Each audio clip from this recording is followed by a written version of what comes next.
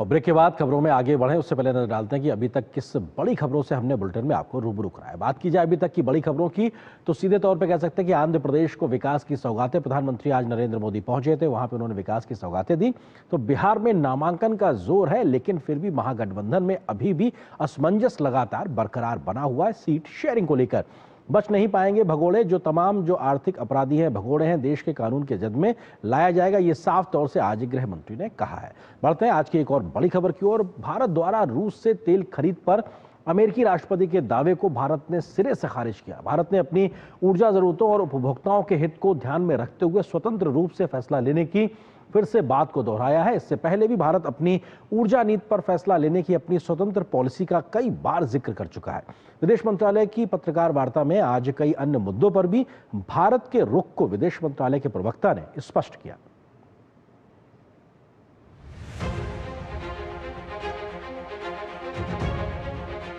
तेल खरीद के मसले पर अमेरिका के भारत के दावे पर भारत ने कड़ी प्रतिक्रिया दी है और राष्ट्रहित को सर्वोपरि बताया है। विदेश मंत्रालय ने अमेरिकी राष्ट्रपति ट्रंप और पीएम मोदी के बीच रूसी तेल की खरीद के संबंध में फोन पर बातचीत की जानकारी से इनकार किया है।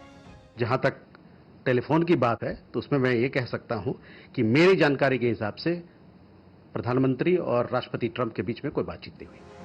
इससे पहले विदेश मंत्रालय ने भारत के ऊर्जा स्रोतों के संबंध में एक बयान जारी किया और कहा कि अस्थिर ऊर्जा परिदृश्य में भारतीय उपभोक्ताओं के हितों को प्राथमिकता दी जाएगी।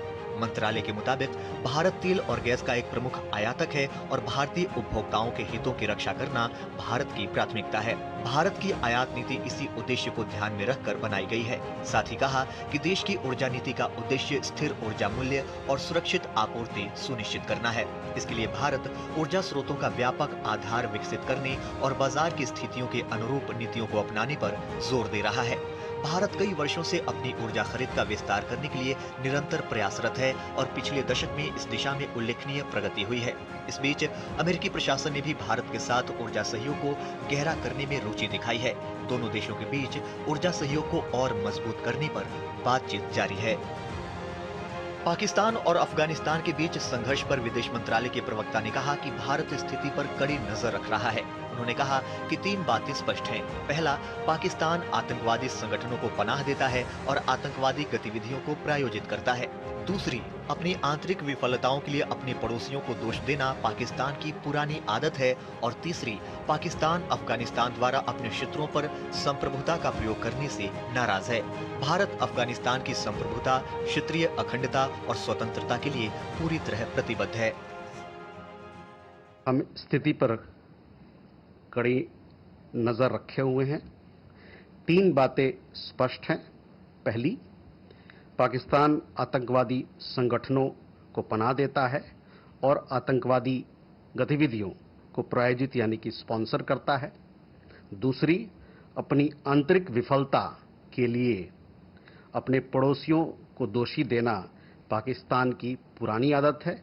और तीसरी, पाकिस्तान अफगानिस्तान द्वारा अपने क्षेत्रों पर संप्रभुता का प्रयोग करने से क्रुद्ध है। भारत अफगानिस्तान की संप्रभुता, क्षेत्रीय अखंडता और स्वतंत्रता के लिए पूरी तरह प्रतिबद्ध है। भारतीय कंपनी नायरा एनर्जी पर ब्रिटेन के प्रतिबंधों पर विदेश मंत्रालय ने कहा कि भारत किसी भी एक तरफा प्रतिबंध का समर्थन नहीं करता है। विदेश मंत्रालय के प्रवक्ता ने कहा कि भारत इस बात पर जोर देना चाहेगा कि दोहरे मापदंड नहीं होने चाहिए, खासकर जब ऊर्जा व्यापार की बात हो। जेसिका तनेजा के साथ ब्यूरो रिपोर्ट, डीडी न्यूज। यहाँ पर एक और छोटे से